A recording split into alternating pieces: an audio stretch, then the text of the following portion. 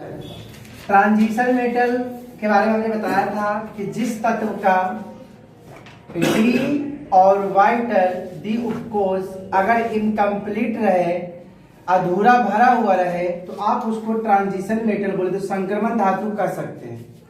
हमने यहाँ पर 3 एग्जाम्पल लिया। एमएड डी के पास 5 है, कॉपर डी के पास 10 है, जिंक डी के पास 10 है।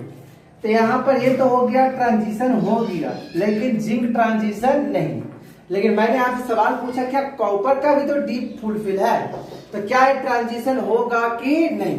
तो अकॉर्डिंग टू मेरे थ्योरी के अनुसार तो ये फुलफिल है, तो ये तो ट्रांजिशन नहीं होगा, लेकिन रियली में ये ट्रांजिशन है। अब कैसे ट्रांजिशन है उसके बारे में बताते हैं। अब यहाँ भी एक एग्जाम्पल ले लेते हैं, है ना। ये भी आप बाद में आपका आता है, तो क्रिप्टोन 5s1 और 4d10। अब यहाँ 4d10 टी पूरा भरा हुआ है, तो डी पूरा भरा हुआ है, इसका मतलब ये भी ट्रांजिशन नहीं होगा, लेकिन रियली में ये भी क्या हमारा है ट्रांजिशन। तो सर कैसे सर?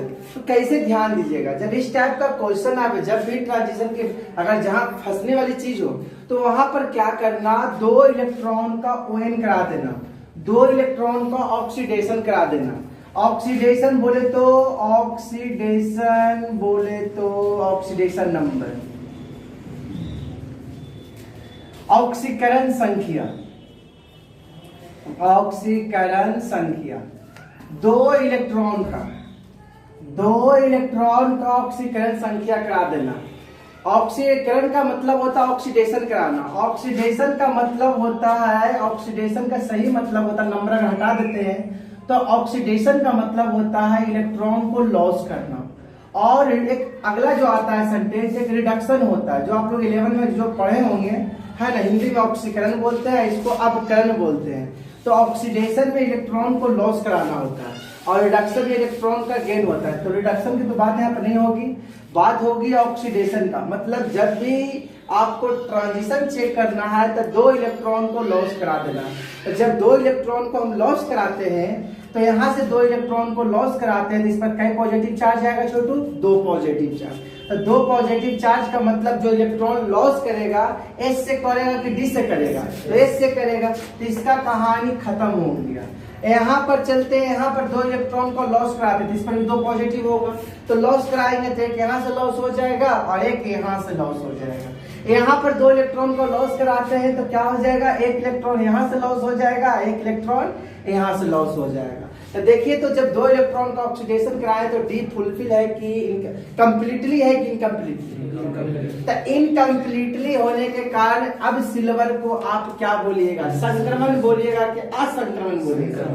याद रहा? तो ये 2-3 जो अपवाद वाले होते हैं वो बहुत ही कंफ्यूजन पैदा करेंगे। तो कंफ्यूजन पैदा करने के लिए बचना है, तो जब भी कंफ्यूजन हो तो 2 इलेक्ट्रॉन का क्या कर दीजिएगा, ऑक्सीडेशन करा दीजिएगा। तो आपसे पूछता है कि क्या, अब पूछता है जैसे क्वेश्चन कल करवाएंगे, है ना, आप तो पॉसिबल ही नहीं है। कहता है कि जब Ag का डी फुलफिल है, अगर Ag का डी फुलफिल है तो आप कौन आधार पर कह सकते हैं कि संक्रमण है? क्योंकि जिसका डी फुलफिल होता है वो तो होता है संक्रमण। तो आप कैसे इसको संक्रमण कर रहे हैं, कैसे आप इसको संक्रमण कर रहे हैं, कैसे इसको ट्रांजिशन कर रहे हैं, है ना?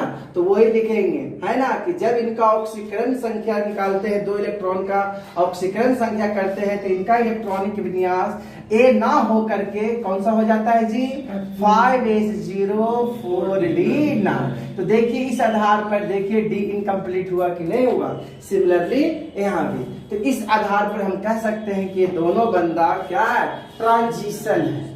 समझ आ रहा है कि नहीं आ रहा? जैसे हमने बोला जिंक, ठीक है सर, तो आप इससे पता कर दिए, इससे पता किए, इससे किए, इससे नहीं किए सर, तो करके देख लो। इसको करेंगे 2 इलेक्ट्रॉन का ऑक्सीडेशन, तो क्या यहाँ से खत्म हो जाएगा? तो कतनो करेंगे तो इसके पास डी फुलफिल रहेगा, रहेगा नहीं रहेगा? तो एकदम ओरिजिनल क्या है, नॉन ट्रांजिशन मेटल। लेकिन ये दोनों क्या है, दिखता कुछ है और करता कुछ है। तो इसको ओरिजिनल रूप में लाने के लिए आपको 2 इलेक्ट्रॉन को क्या कराना पड़ेगा, ऑक्सीडेशन करा दीजिए, ऑक्सीडाइज करा दीजिए, लॉस करा दीजिए 2 इलेक्ट्रॉन, अपने आप इसका रियल रिजल्ट हो जाएगा। तो कल इसका क्वेश्चन आंसर हम करवा देंगे, ठीक है। 5 को 4 क्वेश्चन बनता है ना, 4 को डी ब्लॉक से बनता है और 2-3 को ए ब्लॉक से बनता है, छोटा छोटा क्वेश्चन है, 7 क्वेश्चन बनता है। तो कल हम करा देंगे, ठीक है। और 16 तारीख से आप लोग का क्लास चालू हो रहा है, 11 का भी बैच चालू हो रहा है 16 तारीख से, है ना। तो जिनका एग्जाम है वो एग्जाम दीजिएगा। सिलेबस चालू होगा 25 तारीख या 22 तारीख से, 2 ऑप्शन है, तो 22 या तो 25, है ना। और जिनका एग्जाम है वो आकर के बैठिए, आपको कुछ ना कुछ बताया जाएगा, ठीक है। धन्यवाद। और चैनल को मेरा सब्सक्राइब करना ना भूलें। ठोको तालीम महाकाल।